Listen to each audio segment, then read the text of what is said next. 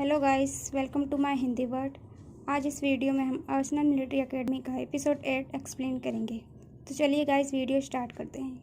Episode की शुरुआत में हम देखते हैं कि येनलिन काफ़ी गुस्से में रहता है और यांजन का रास्ता रोककर वो उससे पूछता है कि कल तुमने उन जापानियों के खाने में वो दवाई मिलाने और उन पर खुजली वाला पाउडर डालने के बजाय उन्हें जान से क्यों नहीं मार दिया।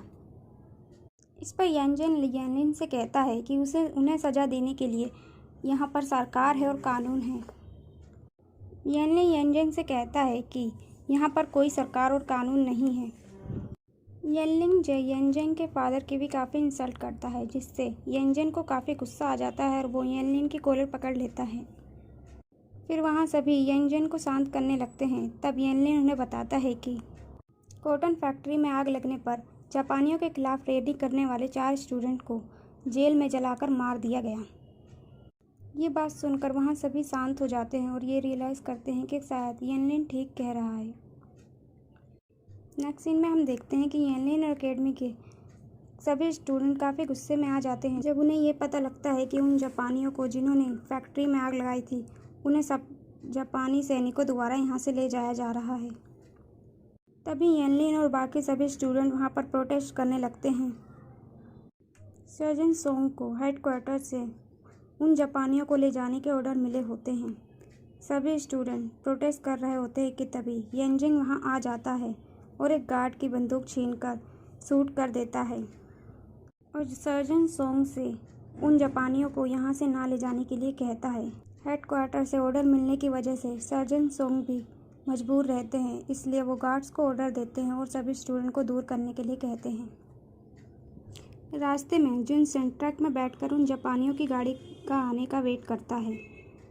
जैसे ही वो उन्हें आते हुए देख लेता है, वो अपना ट्रक स्टार्ट करता है और ज़ोर से उनकी गाड़ी को हिट करता है, जिससे जापानियों का ट्रक पलट जाता है। फिर जुनसेन उन पर पेट्रोल डालता है और आग लगा देता है। अनजाने में ही यांजन की सिस्टर उसे ऐसा करते देख लेती है और हैरान रह जाती है। जुनसेन दीवार से कूदकर एकेडमी में वापस आता है कि लिंचन उसे देख लेती है, क्योंकि वो वहाँ कपड़े सुखा रही होती है। फिर जुनसेन भी उसकी हेल्प करने लगता है और उससे कहता है कि अभी जो तुमने देखा वो बात किसी को भी मत बताना। फिर लिंचन जुनसेन को प्रॉमिस करती है कि वो ये बात किसी को भी नहीं बताएगी। तभी वहाँ एक सोल्जर आ जाता है और लिंचन से कहता है कि यांजन ने तुम्हें बुलाया है। फिर उसकी नज़र जुनसेन के बैग पर पड़ती है और वो उससे पूछता है, क्या तुम कहीं बाहर जा रहे हो? जुनसेन को कुछ कहने से पहले ही लिंचन उससे बैग ले लेती है और कहती है कि ये बैग मेरा है। फिर वो सोल्जर वहाँ से चला जाता है। रात में लिंचन जुनसेन के बैग से उसके जूते निकालकर साफ करती है, जिसमें काफ़ी मिट्टी लगी होती है, और याद करती है कि कैसे जुनसेन ने उसकी जान बचाई थी। तभी यांजन वहाँ आ जाता है और लिंचन से कहता है कि उसे बाथरूम यूज़ करना है। फिर लिंचन वॉशरूम से बाहर आ जाती है। यांजन के जाने के बाद जब लिंचन वापस वॉशरूम में जाती है तो वो देखती है कि जो जूते वो साफ़ कर रही थी, यांजन ने उसे डस्टबिन में डाल दिया है। शायद यांजन को समझ आ जाता है कि वो जूते जुनसेन के हैं। ये देखकर लिंचन को काफ़ी गुस्सा आता है और वो यांजन से पूछती है कि तुमने जूतों को डस्टबिन में क्यों डाला। इस पर यांजन लिंचन से पूछता है कि क्या वो जूते तुम्हारे हैं। लिंचन कहती है, इस रूम में हम दोनों के अलावा और कौन रहता है, वो जूते और किसी के कैसे हो सकते हैं। यांजन कहता है कि तुम इतने छोटे हो, इतने बड़े जूते तुम्हारे कैसे हो सकते हैं। लिंचन कहती है, इससे तुम्हें क्या लेना देना। ये कहकर लिंचन वापस जूते साफ करने के लिए चली जाती है। अगले दिन डाइनिंग हॉल में लिंचन और यांजन एक दूसरे को गुस्से से देख घूर रहे होते हैं कि ह्वानसन लिंचन से पूछता है, तुम दोनों को क्या हुआ। जीजिन ह्वानसोंग से कहता है कि ज़रूर इन्होंने फिर से लड़ाई की होगी। तभी येनलिन न्यूज़पेपर लेकर वहाँ आता है और सबको बताता है कि कल जिन जापानियों को एकेडमी से ले गए थे, उनके ट्रक का एक्सीडेंट हो गया है और वो सभी जलकर मर गए। इस न्यूज़ से सभी स्टूडेंट काफ़ी खुश हो जाते हैं। लिंचन देखती है कि जुनसेन चुपचाप वहाँ से उठकर चला जाता है और न्यूज़ सुनकर कोई भी रिएक्ट नहीं करता। ये देखकर लिंचन को काफ़ी अजीब लगता है। इस न्यूज़ के बाद मिस्टर सेतो को भी अपने सीनियर से काफ़ी डांट पड़ती है। मिस्टर सेतो काफ़ी गुस्से में रहते हैं और वो समझ जाते हैं कि शायद ये मिस्टर सेन ने ही किया है। मिस्टर सेतो अपने असिस्टेंट को ऑर्डर देते हैं कि प्रिंस चेंग रुई से कहो कि मैं उनसे मिलना चाहता हूँ। चेंग रुई का असिस्टेंट उन्हें बताता है कि मिस्टर सेतो जापान के सीईओ आपसे मिलना चाहते हैं। फिर वो उन्हें बताता है कि मिस जियान रोंग वापस आ रही हैं। प्रिंस उनसे पूछता है कि वो वापस क्यों आ रही है। फिर वो उन्हें बताता है कि जियान रोंग मिस्टर ओडा की बेटी हैं और मिस्टर सेतो ने सुंज्ञान में काफ़ी गड़बड़ कर दी है, तो शायद वो मिस्टर सेतो को रिप्लेस करने के लिए यहाँ आ रही हैं। इसलिए मिस्टर सेतो आपसे मिलना चाहते हैं। प्रिंस उससे कहते हैं कि तुम सावधान रहना, जब वो सुंज्ञान पहुँच जाए तो मुझे बताना।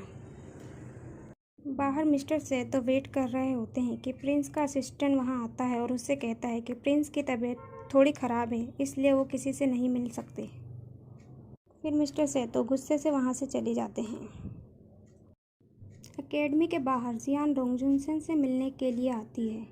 जियान रोंग जुनसेन के पुरानी दोस्त हैं। जुनसेन उसे देखकर काफ़ी खुश होता है।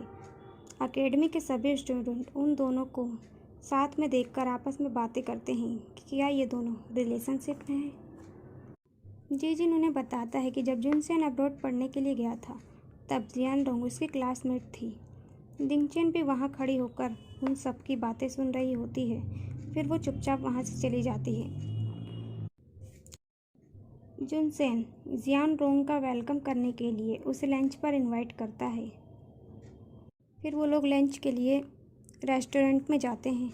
उसी सेम रेस्टोरेंट में टिंग बई और मैंटिंग भी उन्हें मिल जाते हैं। फिर जुनसेन जियान रोंग को इंट्रोड्यूस करते हुए कहता है कि ये मेरी क्लासमेट थी ब्रिटेन में। फिर जुनसेन टिंग बई को इंट्रोड्यूस करते हुए कहता है कि ये मेरा बड़ा भाई है और ये इनके फियांसे हैं मिस मैंटिंग। इस पर मैंटिंग शॉक्ड होकर जुनसेन की तरफ देखती है और कहती है कि मजाक करना बंद करो, मैं इसकी फियांसे नहीं हूँ। जुनसेन फिर से एक बार मैंटिंग से पूछता है कि क्या आप इनके फियांसे नहीं हैं। मैंटिंग मना कर देती है। फिर जुनसेन मैंटिंग को फिर से इंट्रोड्यूस करता है और कहता है कि ये सिर्फ मिस मैंटिंग है, टिंग बई की फियांसे नहीं है। फिर मैंटिंग और टिंग बई वहाँ से चले जाते हैं। जियान रोंग जुनसेन से कहती है कि मैंटिंग तुम्हारे भाई को पसंद नहीं करती शायद। जुनसेन कहता है कि मुझे फ़र्क नहीं पड़ता, मुझे मैंटिंग बिल्कुल पसंद नहीं है। जियान रोंग कहती है कि लेकिन तुम्हारे भाई को तो देखकर लगता है कि वो उसे बहुत पसंद करते हैं। आफ्टर लंच जुनसेन जियान रोंग को रिक्शे पर बिठा देता है और फिर वहाँ से चला जाता है। जियान रोंग कुछ दूर तक रिक्शे से जाती है। उसके बाद उसे कई जापानी लेने के लिए आ जाते हैं और फिर उसे जापानी चैम्बर में ले जाया जाता है।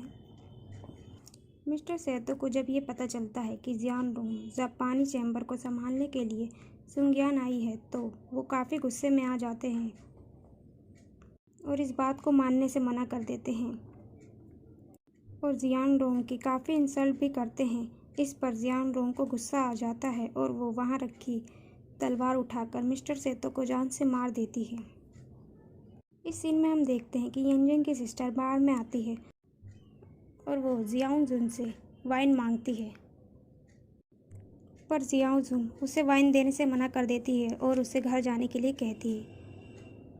फिर मिस की का फ्रेंड उससे पूछता है कि तुम यहाँ किस लिए आई हो, हम इतनी देर से यहाँ किसका वेट कर रहे हैं। फिर मिस की उसे बताती है कि कल जिस लड़के को उसने जापानियों को जान से मारते देखा था वो एकेडमी का स्टूडेंट लग रहा था, शायद वो यहाँ आ सकता है और फिर मैं उससे मिल लूँगी। फिर उसका फ्रेंड उससे कहता है कि अगर वो एकेडमी का स्टूडेंट है तो तुम अपने भाई से इसके बारे में क्यों नहीं पूछती। फिर वो उससे कहती है कि मेरा भाई ये बात सबको बता देगा और उसे पुलिस पकड़ कर ले जाएगी, मुझे अपने भाई पर बिल्कुल भी भरोसा नहीं है। फिर उसका फ्रेंड उससे पूछता है कि तुम मुझसे क्यों मिलना चाहती हो। फिर मिस की उससे कहती है कि मैं बस उसे देखना चाहती हूँ और जुनसेन की तारीफ़ करते हुए कहती है कि वो बहुत ब्रेव है, कहानियों के हीरो की तरह। तभी वहाँ येंजिन आ जाता है।